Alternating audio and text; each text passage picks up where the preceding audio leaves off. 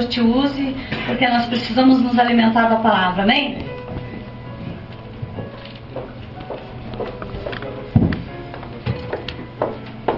Amém? Amém. Pode se colocar de pé comigo?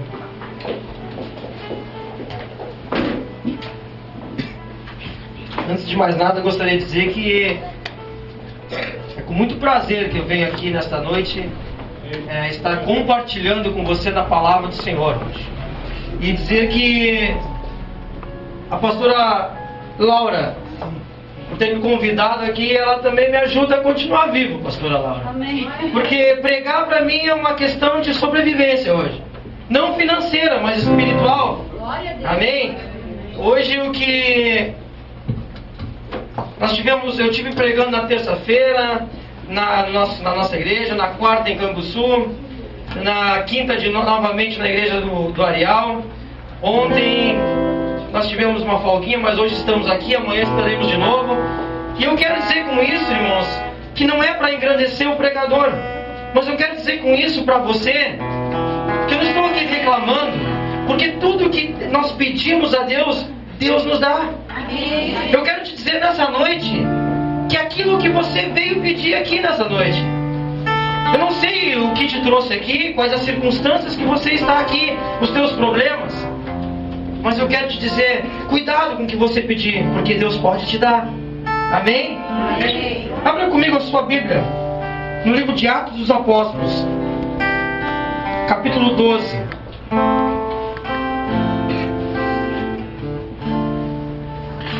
Atos dos Apóstolos, capítulo 12, versículo 1 em diante. Quem encontrou diz amém. Amém.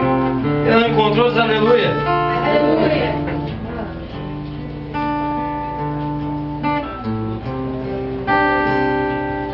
Talvez você esteja vivendo hoje a melhor fase da sua vida. Talvez você esteja vivendo hoje uma fase que não é tão boa.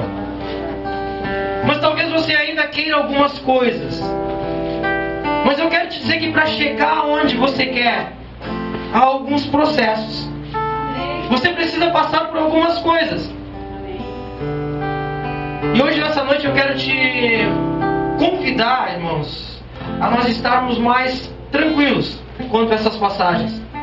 Porque talvez o que você está vivendo hoje é uma preparação para Deus te colocar no lugar que você quer. Amém? Amém. Diz a palavra do Senhor: e por aquele mesmo tempo, o rei Herodes estendeu as mãos sobre alguns da igreja para os maltratar, e matou a espada Tiago, irmão de João. E vendo que isso agradara aos judeus, continuou, mandando prender também a Pedro. E eram os dias dos ázimos. E havendo prendido, encerrou-o na prisão, entregando 4 quaternos de soldados para que o guardassem, querendo apresentá-lo ao povo depois da Páscoa. Pedro, pois, era guardado na prisão, mas a igreja fazia contínua oração por ele, a Deus. E quando Herodes estava para o fazer comparecer, nessa mesma noite estava Pedro dormindo entre 2 soldados, ligado com 2 cadeias, que os guardas diante da porta guardavam a prisão. E eis que sobreveio o anjo do Senhor, e resplandeceu uma luz na prisão. E tocando a Pedro na ilharga, o despertou, dizendo: levanta-te depressa. E caíram-lhe das mãos as cadeias. E disse-lhe o anjo: cinge-te e ata as tuas alparcas. E ele assim o fez. Disse-lhe mais: lança às costas a tua capa e segue-me. E saindo, o seguia, e não sabia que era real o que estava sendo feito pelo anjo, mas cuidava que via alguma visão. E quando passaram a primeira e a segunda guardas, chegaram à porta de ferro, que dá para a cidade, a qual se lhes abriu por si mesma.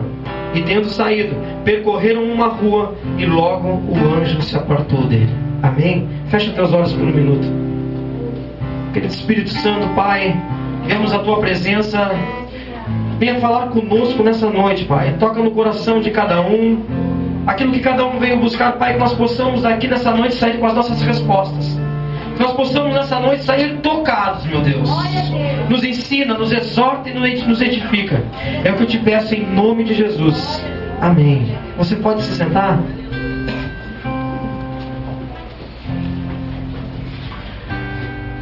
O que me chama a atenção nesse livro, o que me chama a atenção nesse texto, mas acima de tudo, o que me salta os olhos é que esse texto, ele é pregado por o único homem na Bíblia Sagrada que escreve um texto e não é judeu. Lucas, o médico Lucas. Lucas, que é moço de Paulo. Lucas, que aprendeu com Paulo. E agora a pastora Laura falando sobre o curso de teologia, me chamou a atenção que isso significa que ela está preparando novas lideranças. E a igreja do século 21, ela precisa realmente disso. Novas lideranças. Nós precisamos homens e mulheres que comecem a abrir a sua visão. E que parem de ser uma igreja apenas sentada aqui dentro. E faça como essa igreja aqui faz. Saiam às ruas. Eu sonho com um tempo ainda em que um dia a pastora Laura não precisará mais ir pregar lá dentro do presídio. Porque o presídio não terá mais quem prender. Eu sonho com esse tempo e te convido a sonhar também nessa noite. Eu sonho com um tempo que o governo vai ter que usar esses presídios para dar para as igrejas fazer culto. Eu sonho com um tempo em que o meu filho chegará para mim, irmãos, e eu vou perguntar para ele: como foi o teu dia? Posso descer, pastor? Como foi o teu dia? Como foi a tua aula? E ele irá me responder: pai, foi muito bom, porque hoje eu aprendi geografia no colégio. E lá eu aprendi geografia, eu aprendi que Deus criou os montes, Deus criou os vales. Eu sonho com um tempo, irmãos, que eu vou poder perguntar para o meu filho: o que mais tu aprendeu? Ele vai dizer: eu aprendi matemática, eu aprendi ciência, eu aprendi que Deus nos deu uma inteligência para nos fazer, aprender a fazer cálculos. Eu sonho com um tempo em que eu vou poder olhar para o meu filho e dizer para ele: meu filho, o que tu aprendeu hoje? E ele vai dizer: pai, aprendi religião, aprendi que Deus nos amou tanto, que Ele nos deu um filho, o filho dele, para morrer na cruz por mim e por você. Eu sonho com esse tempo ainda, irmãos. Eu sonho com um tempo que a igreja do Senhor não vai mais passar por essas batalhas como nós temos passado. Eu sonho com um tempo em que nós vamos poder deixar nossos filhos sair à rua à noite. Porque hoje, ai daquele que consegue dormir quando um filho está na rua, não é verdade? Quem é pai aqui?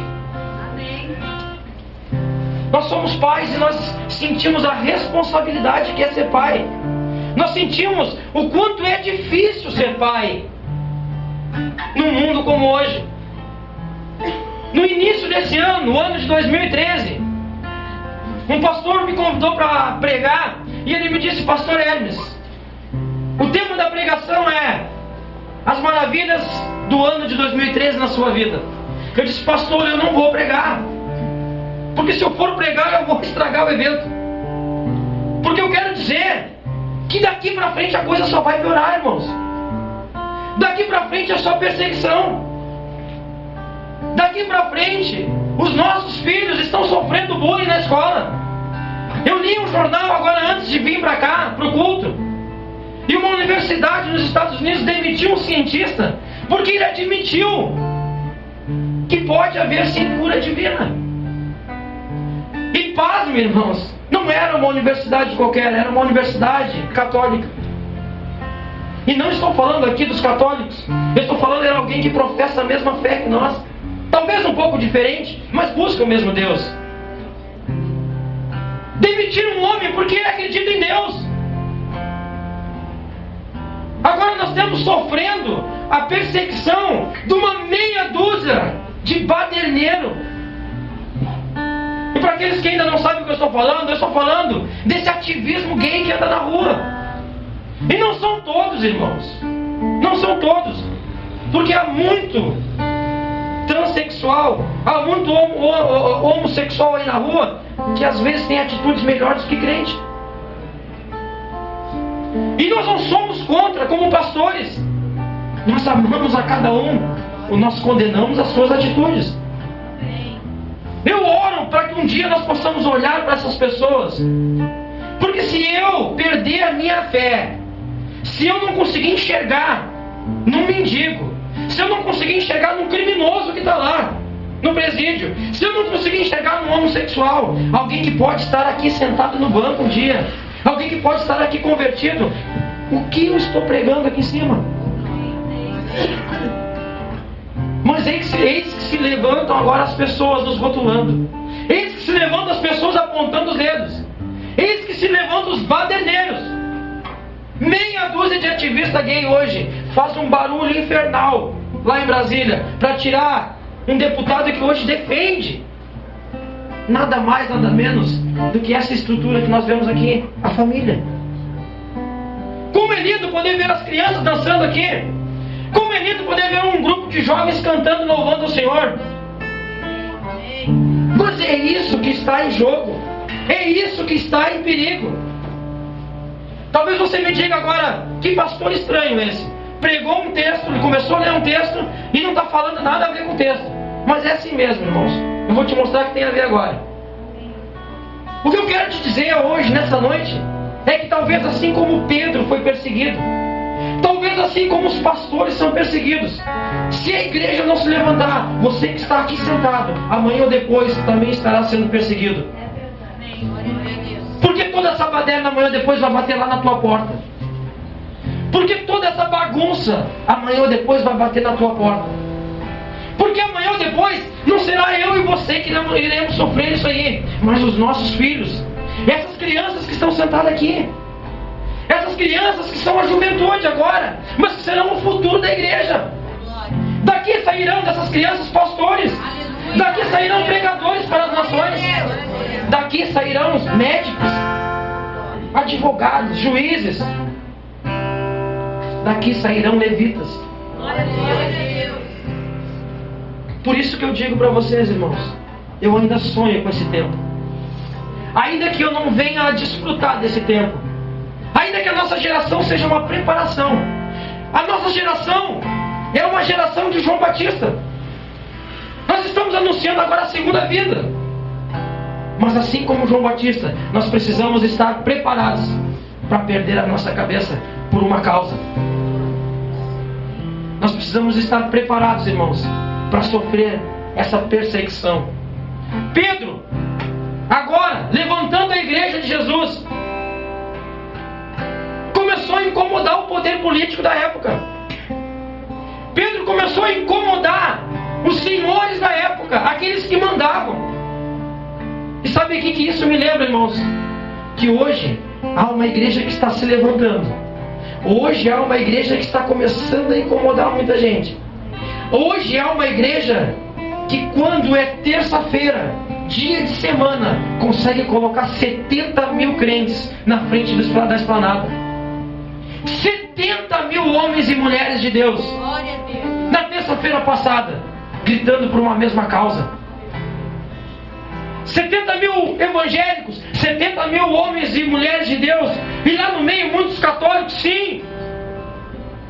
Porque aquilo que nos une é maior do que nos desune. Nós temos que aprender a conviver com as nossas diferenças. É por isso, irmãos, que muitas vezes entra uma irmã de doutrina na minha igreja, e eu não fico pregando contra a doutrina. Ela aprendeu assim. Ela se acha bem assim. Mas as pessoas nos olham e elas querem olhar para você, não para o teu interior, mas ela quer olhar o teu exterior. Hoje nós somos rotulados pela roupa que nós usamos. Hoje nós somos rotulados pela forma como nós falamos. Hoje nós somos rotulados porque às vezes nós dizemos que somos crentes. O mundo lá fora nos chama de crente. Talvez o ímpio nos chama de beato. Mas eu quero te dizer nessa noite que Deus, Ele nos chama de filho.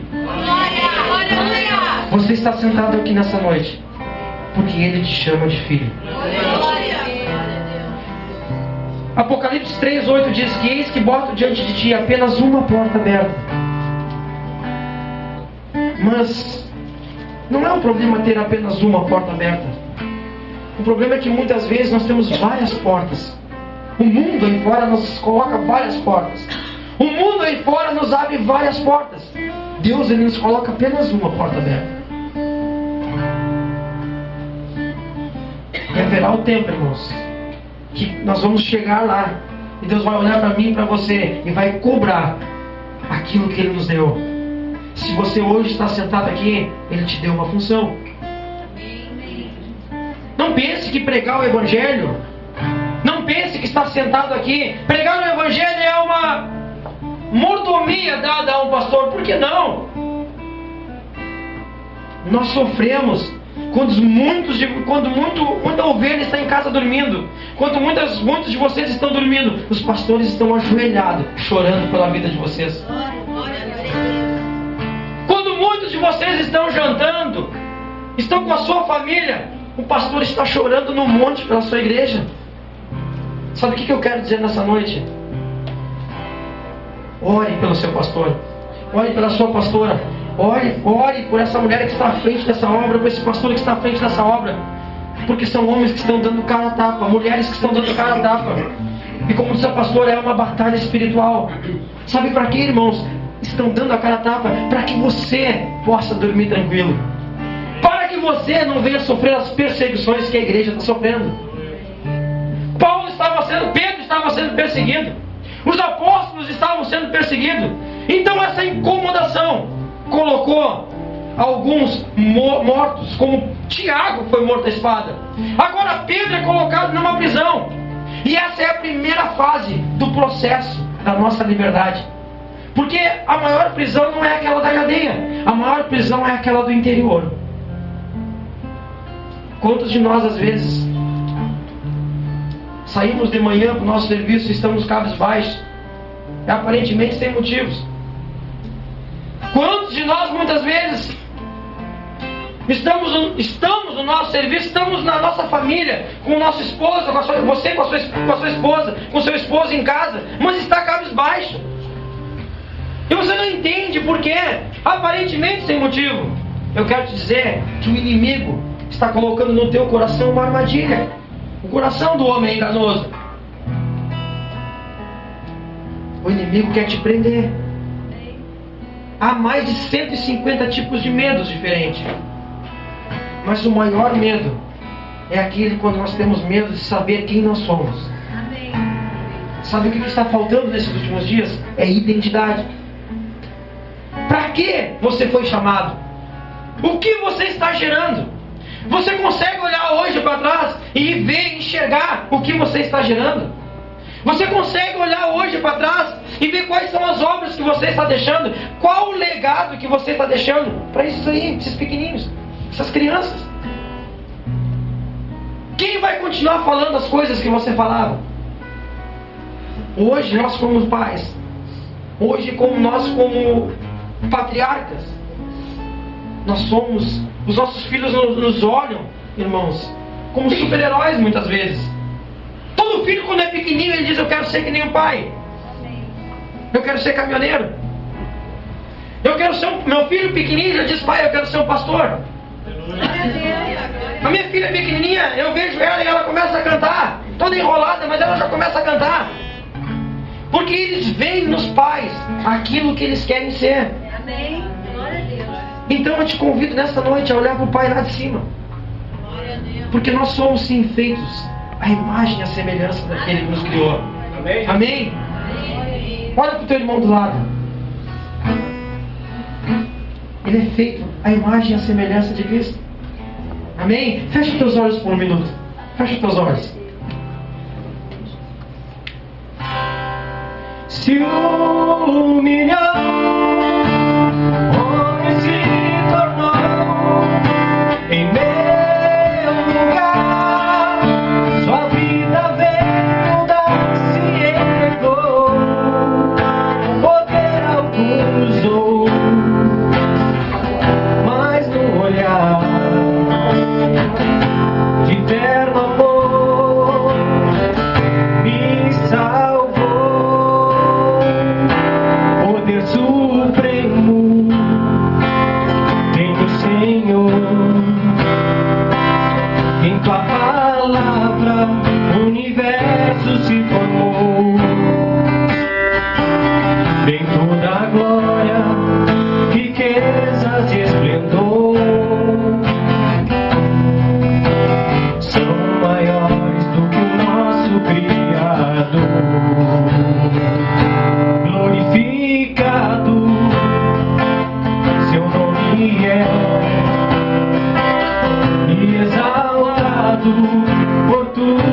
que Ele é, mas do seu trono um dia se afastou pra mostrar ao mundo seu amor. Se humilhou, homem se tornou em meu lugar, sua vida veio dar, se entregou, procurei alguns mas no olhar de eterno amor me salvou. Muitas vezes o que tem nos impedido, pode abrir seus olhos, irmãos. Muitas vezes o que tem nos impedido de seguir em frente, muitas vezes as coisas que têm nos aprisionado, é que alguns de nós talvez chegaram aqui nessa noite, alguns com vontade de desistir já. Talvez alguns de nós já tivemos vontade de parar, e eu te confesso que eu já tive vontade de parar. Eu te confesso que por vezes eu me senti inseguro. Mas como você é um pastor, sim, eu, porque nós também somos falhos. Nós não estamos aqui caminhando, olhando e dizendo que não, nós somos inatingíveis, não. Somos homens falhos e que precisamos das orações de vocês. Talvez alguns de vocês já tiveram vontade de desistir, vontade de parar, porque Jesus teve essa mesma vontade. Não se condene, irmãos. Não te condene se em algum momento você já quis parar. Não te condene se em algum momento você estava andando no centro da vontade e você resvalou. Não faça disso uma sequência de erros, mas não te condene, porque aquele que começou a boa obra na tua vida, Ele é fiel para terminar. Um dia Jesus estava no Getsemane, Ele ajoelhado disse: Pai, afasta de mim esse cálice. A minha Bíblia diz que a sua alma se angustiou. A minha Bíblia nos diz que Ele teve medo. E quantos de nós já não tivemos medo nessa caminhada?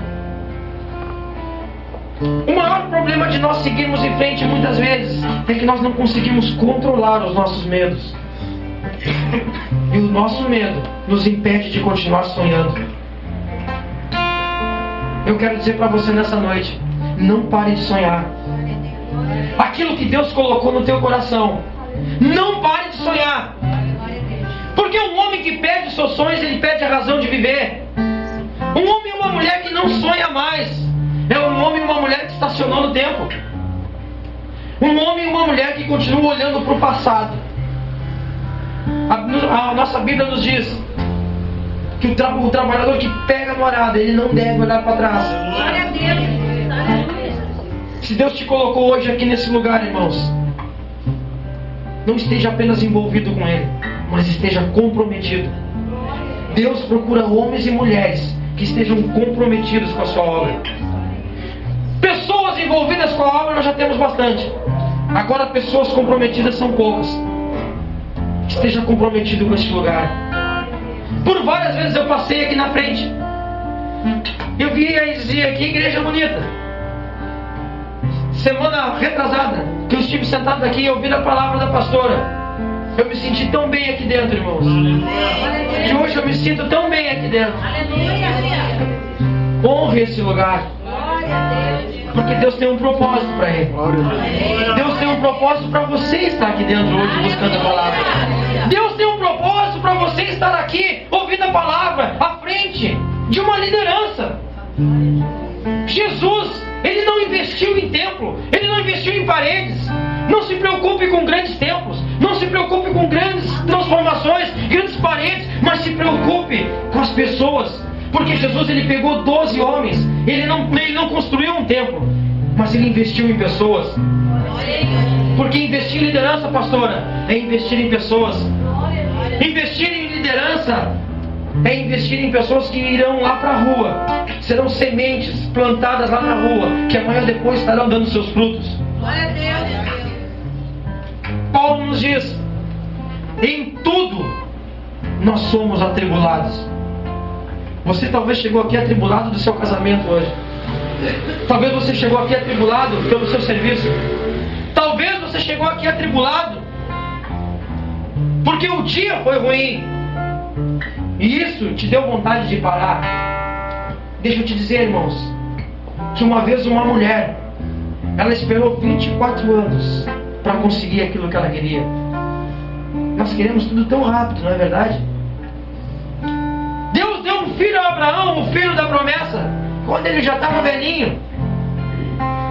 Deus deu a Abraão um filho quando ele já tinha lá seus 90, 100 anos. Imagine como era o corpo de Abraão. Mas Deus cumpriu a promessa na vida de Abraão.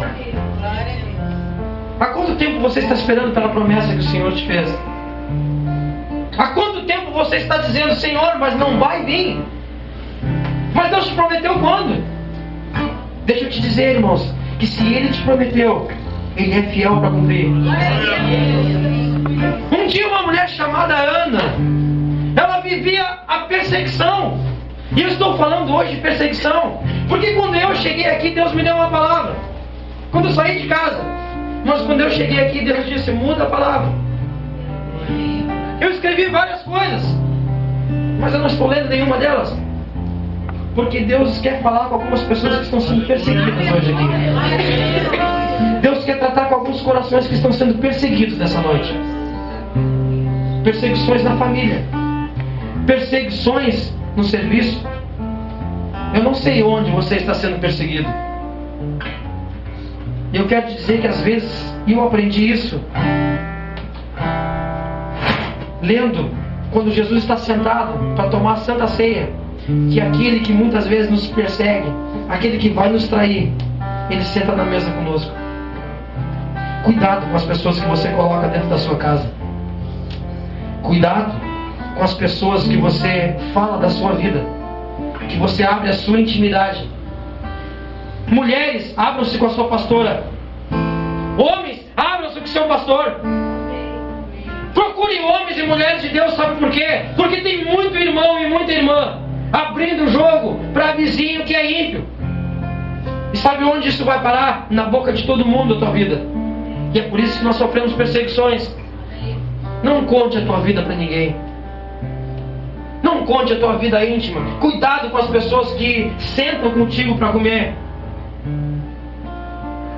Cuidado com as pessoas que você tem se relacionado. Ah, mas pastor, o senhor está falando que não devemos nos relacionar? Não, irmãos. Até porque